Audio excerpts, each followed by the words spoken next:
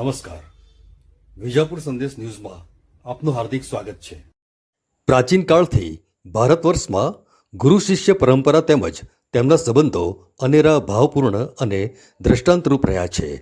આવી જ આપણી ભાવના અને કૃતજ્ઞતા વ્યક્ત કરવાનો દિવસ એટલે ગુરુ પૂર્ણિમાનો ગુરુભાવ વંદનાનો શુભ દિવસ.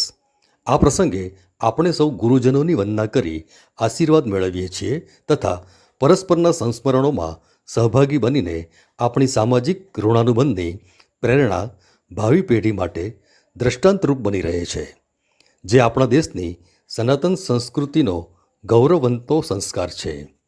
મહેસાણા જિલ્લાના વિજાપુર તાલુકાના ખણુસા ગામે મા ભગવતી મેલડી માતાજીના મઢે પરમ પૂજ્ય મહેશપુરી બાપજીની મા મેલડીના સાનિધ્યમાં દર વર્ષની પરંપરા મુજબ ગુરુ પૂર્ણિમા નિમિત્તે ભવ્ય ગુરુવંદના કાર્યક્રમનું આયોજન કરવામાં આવ્યું હતું અને દર પૂનમે થતા દિવ્ય હોમાત્મક ચંડીયજ્ઞનો ભાવિક ભક્તોએ ભોજન પ્રસાદ સાથે લાભ લઈ ધન્યતા અનુભવી હતી.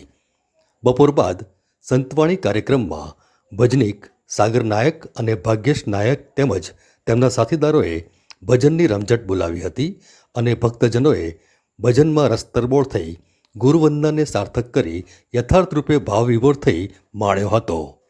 અત્રે ઉલ્લેખનીય છે કે પરમ પૂજ્ય મહંત શ્રી મહેશપુરી બાપજી ઉત્કૃષ્ટ સેવાકીય અને સામાજિક ઉત્થાનના હેતુસર માઈ ભક્તોને કૃતાર્થ કરવા હાલ વિદેશ પ્રવાસે ગયેલા છે અને તેઓ શ્રીના ઉત્તરાધિકારી લોકગાયક એવા પરમ પૂજ્ય દક્ષરાજપુરી બાપજીએ આ ગુરુવંદના કાર્યક્રમમાં ભક્તજનોને મૌલી અર્થાત કલાવા બંધન કરી લોકો સ્વસ્થ સુખી અને નિરોગી રહે તેવી મા મેલડીને પ્રાર્થના કરી સૌને આશીર્વાદ પાઠવ્યા હતા. ગુરુ શ્રી શંભુગીરી મહારાજની સાક્ષીએ મા ભગવતી મેલડી સ્વરૂપ પૂજ્ય મહેશપુરી બાપજીએ પણ લોકોને દીર્ઘાયુ અને સુખાકારીના આશીર્વાદ આપ્યા હતા. આ પ્રસંગે સમાજના આગેવાનો અને દૂર દૂરથી મોટી સંખ્યામાં ભક્તજનો ઉપસ્થિત રહ્યા હતા તેમજ મઢના સેવક પરિવારે ભારે જહેમત ઉઠાવી ગુરુવંદના કાર્યક્રમને સફળ બનાવ્યો હતો.